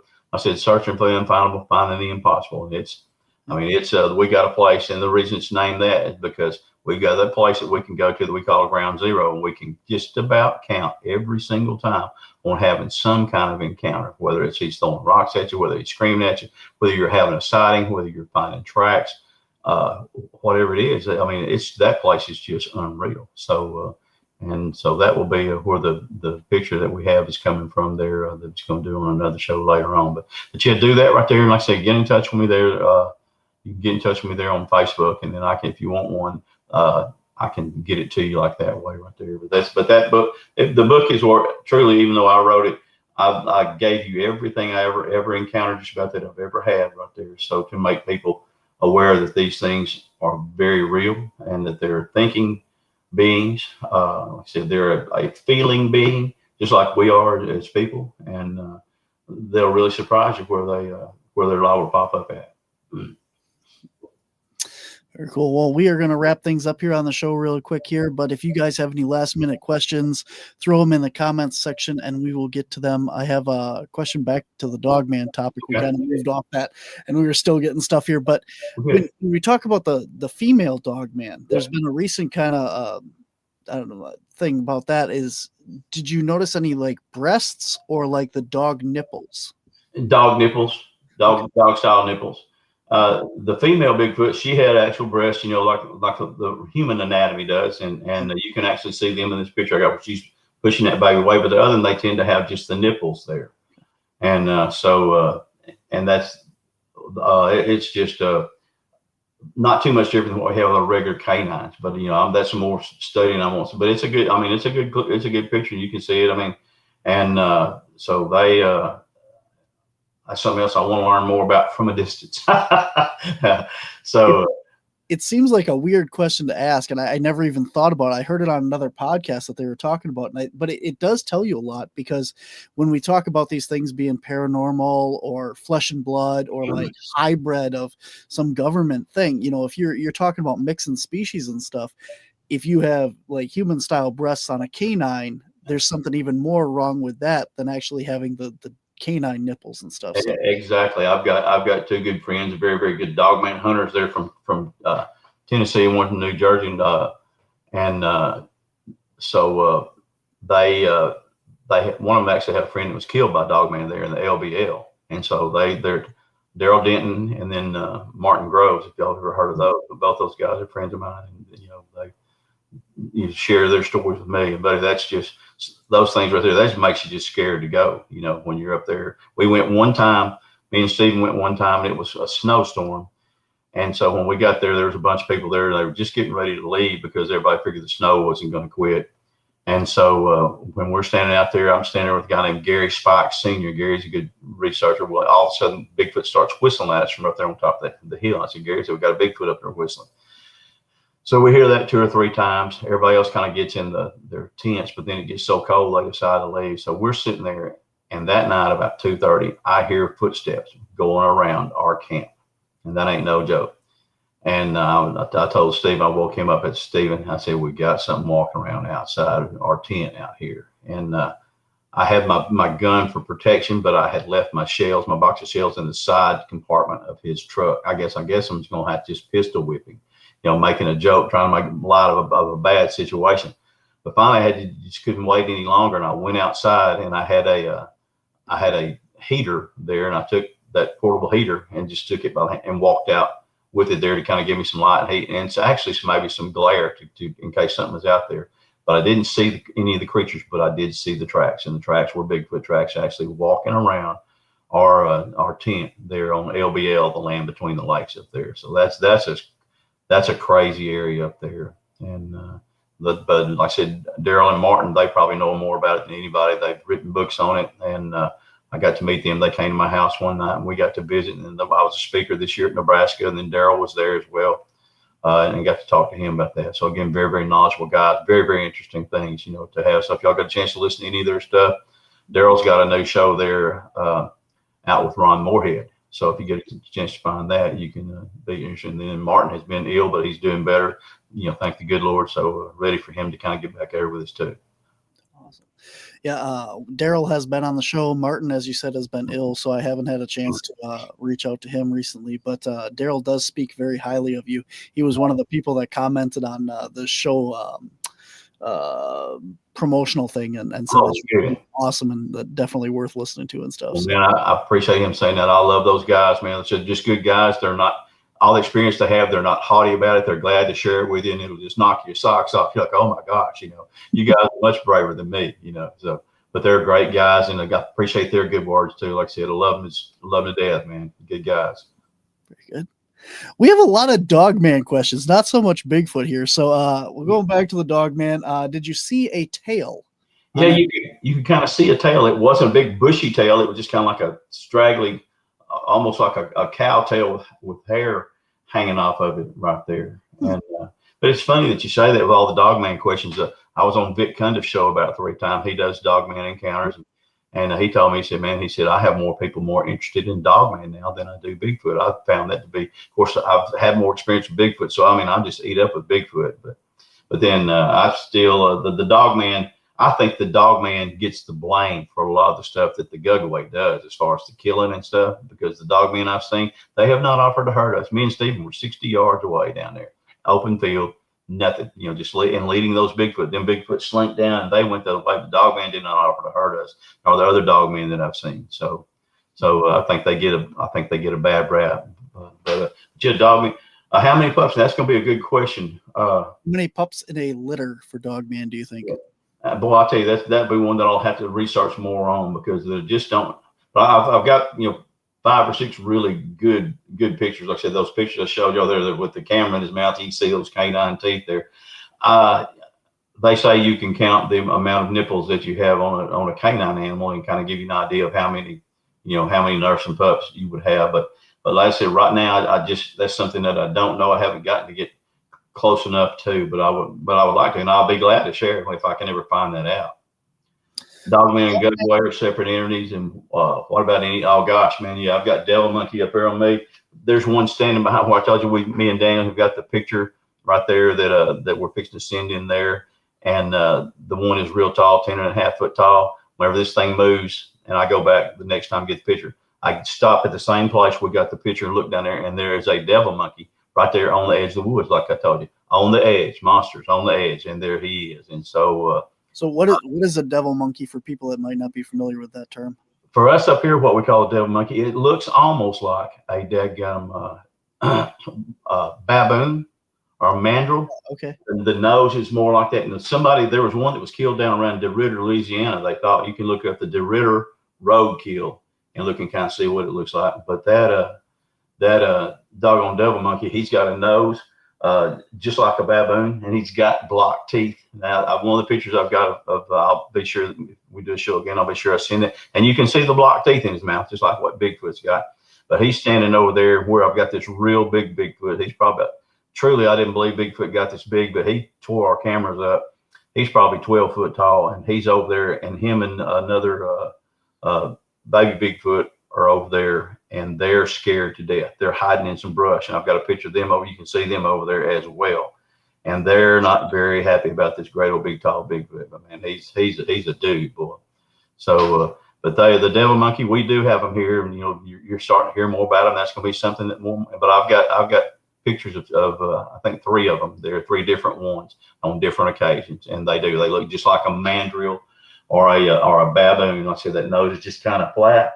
But they got some funky teeth. I mean, some big teeth and everything. And their eyes, the pictures I've got, their eyes are like all kind of crazy like that right there. Like, I don't know if it's because of the glare from the camera or whatever it is, but it surprised him. It surprised me even more. But they are real. Devil monkeys are real. And you'll hear the guys from the show there, Killing Bigfoot there, the show that they had there. They're friends of mine, and I've talked to them about that. We've been out together, spoke together at the Louisiana Bigfoot Conference last year. And the same way, so they've got the devil monkeys down there with them. They do what that whistling deal, like the crazy bird there, whatever they want to call it. That's but that's where the Ritter was around their area of Louisiana down there. It's going back to like the flesh and blood natural animals thing of this. If I didn't know that canines and primates couldn't breed together, I would almost wonder if these things were kind of like a hybrid. When you talk about the different snouts and stuff and the pointy ears on these creatures, if you could breed a Bigfoot with a dogman, you might get some offspring like that. But if these things are just flesh and blood natural creatures, that shouldn't be possible. Yep. I agree with you with that right there. I'm not a big believer in science because there's so many things that science denies that I've actually seen with my own eyes. So science can go kick rocks as far as that goes. They want to deny Bigfoot, they want to deny God, all that other thing. They want to deny Dogman, and then somebody gets killed. Well, we're just going to keep that secret. No, that's not the way to do it. But they deny all that stuff. But what we've discussed here today is real. Like I said, that Gugway buddy, I watched him run up from the bottom and watched him set up, and with the Bigfoot and then the Dogman and those 3 things, I thought I'd never be talking about from a first person point of view, but I can because I got the pictures right here. And so it's real. The Dogman is just really there's a lot of them in Texas now. They kind of got started up there in Wexford County, Michigan. Up there, and you saw that one video there that the guy, that was actually a fake video. I can't remember what they call that thing, but anyway, they've kind of gone straight over there across the north and then kind of going down the eastern seaboard. I have a friend lives in North Carolina. He said he's got quite a few dogmen on his property. And then they had a show there that was also on Travel Channel right there on right around Lake Texoma. And those guys actually had a couple of dogmen charging in on them. And then another guy from up in North Carolina, one of the state parks there, and Pettigrew. I think it's Pettigrew State Park. And he's sitting there, him and his wife, and he's showing the doggone, the dog man sitting there looking at them. But man, that's something like that right there. It'll just tear you apart. You can kind of tell what kind of food any kind of animal has based on their teeth. If they got the square teeth, as a rule, it's going to be, vegetation and stuff. It might be an opportunist, but when you've got the canine teeth and the real long canines that you use to rip things like that, and that's, then that's a different story. So, but from what I'm seeing in these pictures I've got, it's, but like I said, we'll do another show if you decide to have me back on, or get me to put off seeing some of these pictures and just, let you look at it. And some of them, like I said, some of them are real clear, some of them are not. That's just kind of what you get. You kind of got to eat what you're served on this stuff right here. But we got a question all the way from Scotland here. Wow. Would like to know, do you think that there's any Bigfoot in the UK? Obviously, maybe you haven't been over there, but what are your thoughts on UK, Scotland, and the Bigfoots? Okay, I've been to Ireland, haven't been to Scotland. I went over there, and they have what's called, the woodwoes over there. And so I went in there, every town I went to in Ireland, at the Chamber of Commerce and everything, and some of the people I met, have you ever heard of the woodwoes? Have you ever heard of the woodwoes? Most people have never heard of it, but finally I did get to somebody there that said, oh yeah, man, you're talking about the Irish, Scottish Bigfoot. But there where they did the show with Mel Gibson, what was the show that he did over there whenever he was William Wallace? So right there at that town right there where all Mel Gibson's equipment is right there in that office there with the Chamber of Commerce. And so you go in there and look at that stuff right there, but they have a statue of what they call the woodwoes, but it's like a human being just with a real long beard, but they call him like the giant of the woods over there. But yes, and I have another friend that's on my Facebook page, and he goes out and he actually does the Bigfoot research there in the UK and Scotland, and I believe they're there. I just don't see any reason for them not to be. Now, the other place some people say, well, Hawaii has them, but I've been to Hawaii 2 or 3 times, and everything they have was brought there by the kings so that they could have something for the settlers to hunt, so they could improve their economy. But I don't know that I've ever. Now they do have what's called the Menehune. I talked to some people who, and those are the little people, that boy said, man, the Menehune are real over here. I said, who am I to say? Like I said, just because I've never experienced them, don't mean somebody else hadn't. So, but there's some really good things. But they're big. There's no doubt that Bigfoot are in the UK, and those mountains up there in Ireland, man, were just beautiful. Had the sheep up there, and then the rocks that they'd actually laid to make the fences rather than actually using any mortar and things like that. But I could definitely see it, and my friend says he gets them all the time whenever he gets them in there, shooting them on video. So look up Bigfoot in the UK or Irish, the Irish Bigfoot. Good. What do you think about Sasquatch absorbing light, or having like different kind of hair that can appear almost blacker than black? I believe that because for that reason, I remembered from a friend of mine reminded me of it. I'd almost forgot it, but daggone polar bears have got clear hair, but it shows up as white.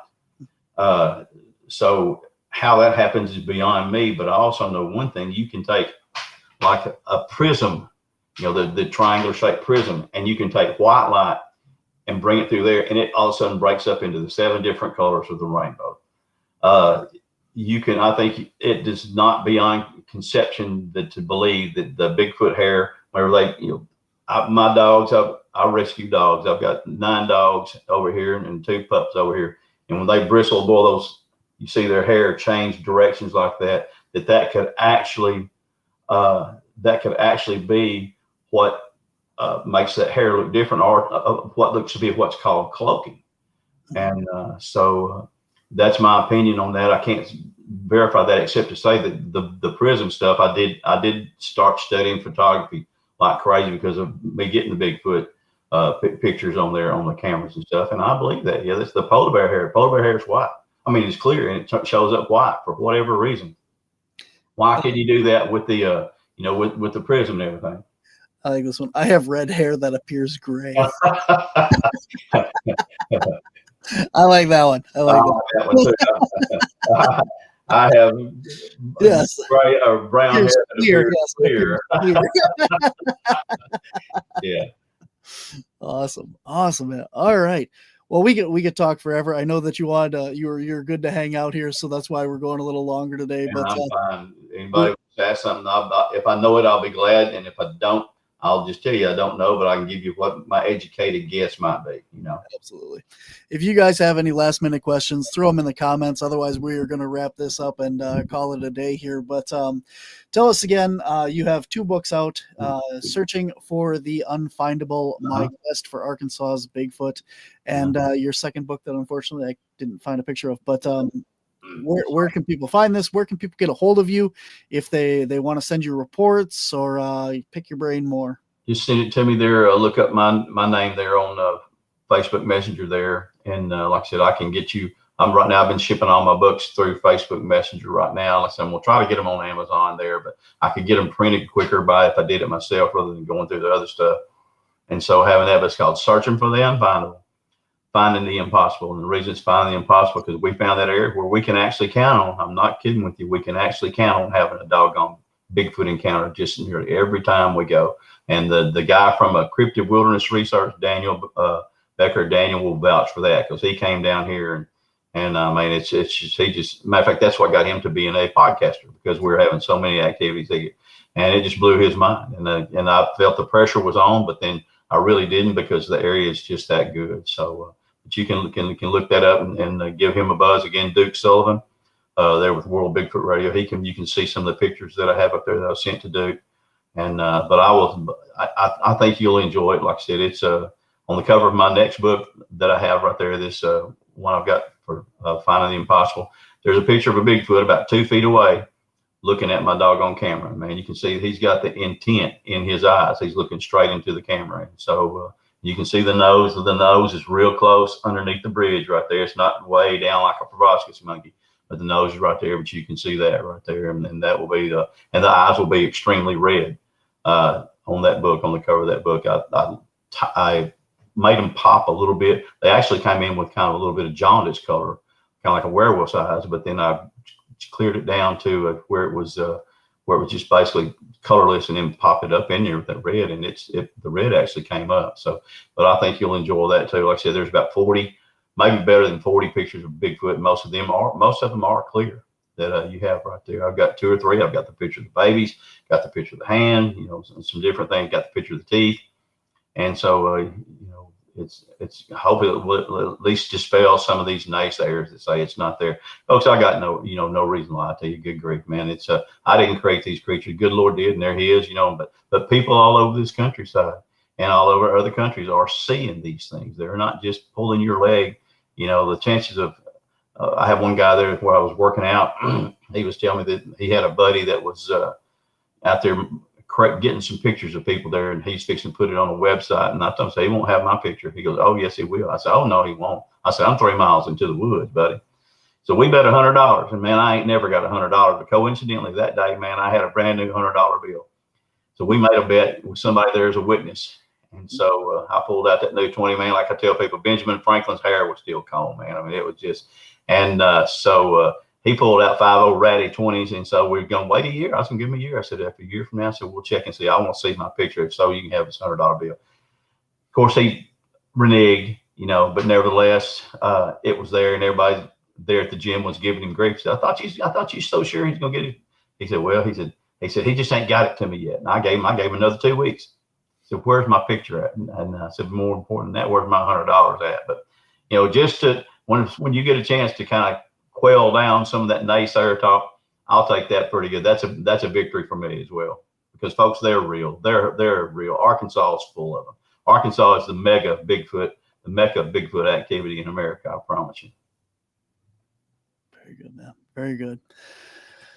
I'm going to leave you with this. Octopus with No Friends says, it is so incredible for me to get to connect with you with so much experience. I appreciate you too. So. Octopus, I appreciate you, man. Like I said, contact me. I've been having some trouble with my phone. You know, as I told Barnaby earlier there, I got some things going on wrong here. But as soon as I get all that corrected, if I don't get you, as soon as I get this other mess corrected, I'll be able to get back with you. Just send me a message and I can at least contact you. That way I can send you some, you know, some of the pictures you can send across the internet. Some of them, you know, you can, but do that right there. And I look forward to meeting all the folks that's been here that I've talked to. Thank you for participating. and showing the interest. I don't take that lightly. Anytime somebody shows interest in something what I'm doing, and that's been 48 years of my life now. Man. So I appreciate that. Well, it's been an absolute pleasure talking to you, man. You lived up to everyone's hype that you were going to be a great guest, and I appreciate you taking your extra time and stuff and hanging out and answering questions and everything. And definitely look forward to once we get the technical issues and stuff fixed out here to get some pictures and definitely have you back on. So I appreciate it. My Bigfooter fish get wound up, and so is the guy that's looking for them. So I'll hopefully have some new stuff to do as well. Like I said, with all the deer right now, they're going to be shot and out looking around the woods. Going to have a lot of new stories and pictures to go. So I appreciate that, and so look forward to sharing them with everybody. Absolutely. If you got anything coming up or anything you want to promote or some big exciting news, just reach out and let me know, and we'll definitely get you back as well. So sounds good, folks. I appreciate y'all. Thank you, Barnaby, man. That means everything in the world to me. It really does. I appreciate that. Thank you, man. You too. Okay. All right, guys, that is our show here today. I do want to thank Octopus with No Friends says, Barnaby, you're the man. Thanks for all you do. I appreciate that. Thank you so much for tuning in and watching the show every week and sharing your time with me and all of my amazing guests here. It has been absolutely great doing this show and getting to meet all these people and pick their brains, because at the end of the day, I'm not doing this for money or for anything like that. It's I get to literally pull the people that I want to talk to and spend an hour of my time every week picking their brain for selfish personal reasons of me, and whether or not you guys are listening or not, I mean that's what I'm doing. So so I appreciate you guys coming along and indulging my self-satisfying questions to my guests and all of that. So thank you guys so much. If you're interested in everything that I do, head on over to wisconsincaps.com or Wisconsin Caps on all the social media platforms. We are out there, or WI Caps on Instagram. Otherwise, hope that you enjoy what you're getting here. So remember to like, subscribe, and share all things here on the Untold Radio Network, and all things cryptids, anomalies, and the Paranormal Society if you want even more of me on your weekly basis. And if you're not aware, I also do a Thursday show on Paranormal Spectrum right here on the Untold Radio Network. So until Thursday, I'll see you on the edge, guys. Take care.